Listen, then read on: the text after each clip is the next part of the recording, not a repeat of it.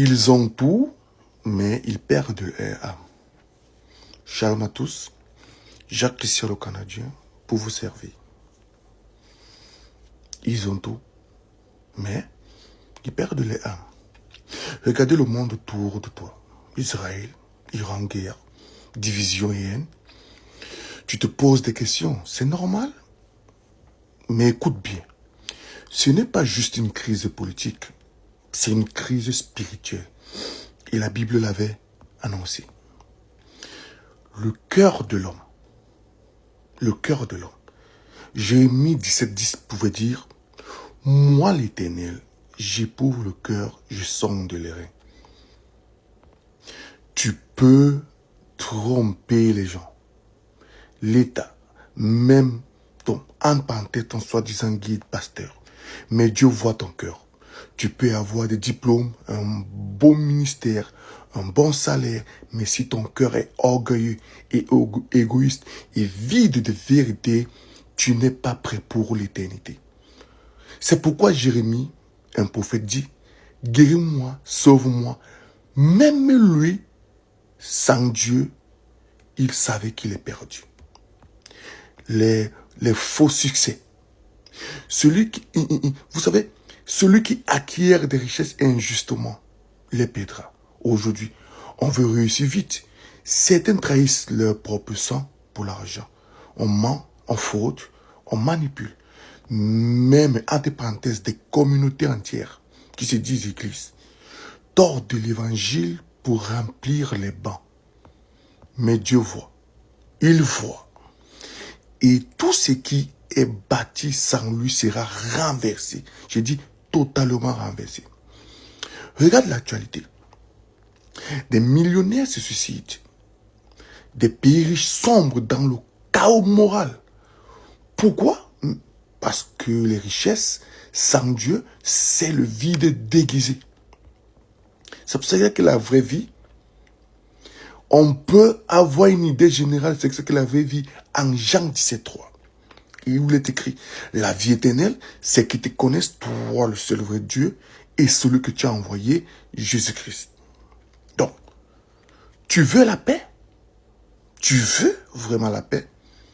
Non, je pense pas. Je dis, oui, toi qui m'écoutes, est-ce que tu veux la paix? Alors, si tu dis tu veux la paix, tu veux la stabilité, tu veux la sécurité éternelle, ce n'est pas dans les religions.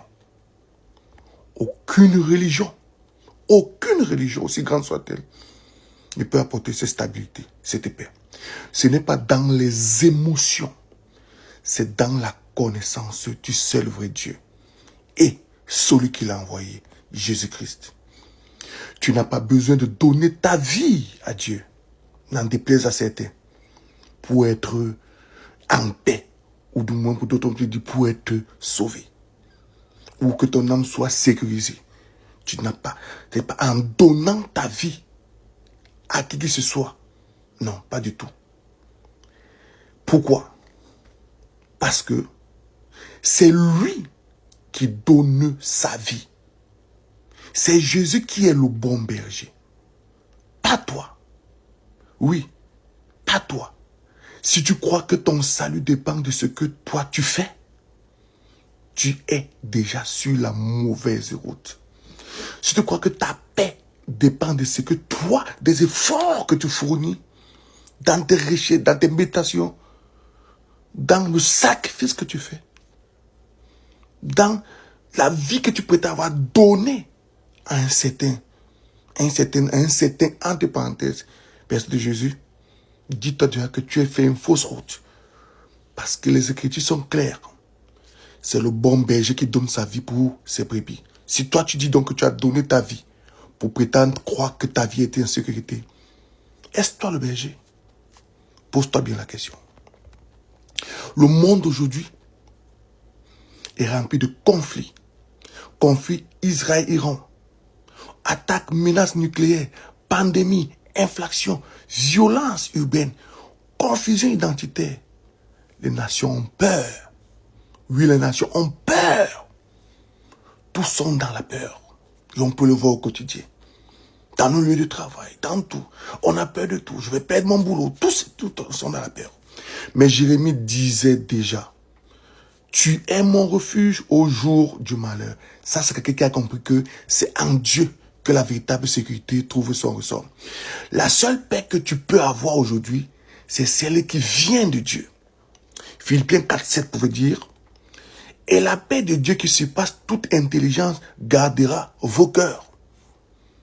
Tu ne peux plus dépendre des médias, des politiciens, ou même de ton instinct spirituel.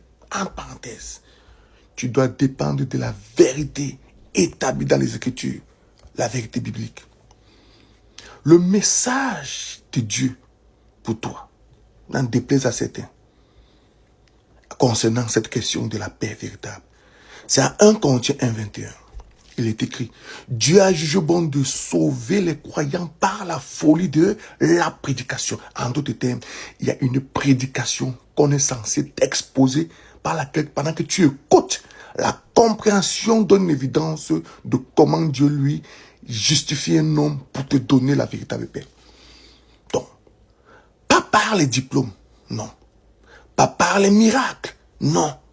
Pas par la vérité prêchée mais par la vérité prêchée selon la parole. Aujourd'hui, cette vérité te dit, arrête de courir après un monde qui passe. Cherche à être connu du seul vrai Dieu. Ne joue pas avec ton âme. On n'a qu'une seule âme. Après, il serait trop tard. C'est la seule chose qui durera. D'où la raison de trouver une solution pour cela. Tu peux tout perdre dans ce monde, ton travail, tes relations, ton confort. Mais si tu as Jésus, tu as la vie. Si tu perds Jésus, tu as tout perdu. Demande-toi, suis-je attaché au vrai Dieu selon la Bible? Est-ce que ma foi repose sur Christ crucifié? Ou est-ce que je me suis construit une illusion religieuse? Tu peux commencer maintenant, pas demain. Parce que demain, il peut être trop tard. Demain, tu peux être fauché par une voiture, par une maladie, par une quelconque situation qui stoppe ta vie instantanément. Et si ta vie physique s'arrête instantanément, il sera trop tard. Les gens se gargarisent de penser qu'ils savent où ils vont. Ils se gargarisent de ce que le physique a à les offrir. Mais je vais te dire une chose. L'invisible est plus réel que le visible. L'invisible est plus réel que le visible. Je sais, il y a certains qui se diront déjà, tu parles de Dieu, Dieu, où il est Dieu? Qui c'est Dieu? Il n'y a rien en face, il n'y a rien de nouveau.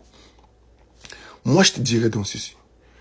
Oui, toi qui dis que il n'y a pas de Dieu, il n'y a rien du tout, que Dieu est une illusion.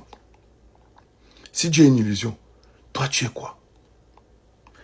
Oui, si Dieu est une illusion, toi tu es quoi? Toi tu es quelque chose? Alors, si toi tu penses être quelque chose, c'est de Dieu dont tu parles, qui est une illusion. Dis-toi une chose, la bêtise de l'ignorance ne te fera pas échapper à l'évidence d'une vérité qui est établie.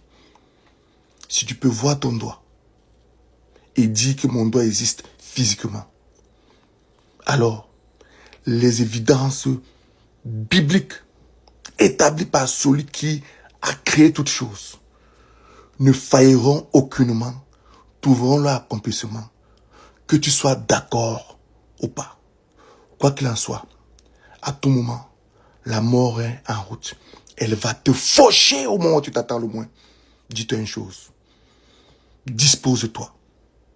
Écoute la prédication par laquelle Dieu sécurise ton âme. Écoute la prédication. Il y a une prédication établie que tu dois écouter. Si tu ne la connais pas, dispose-toi. Et qu'on t'explique cette prédication par laquelle Dieu montre comment tu peux retrouver la véritable paix. Shalom.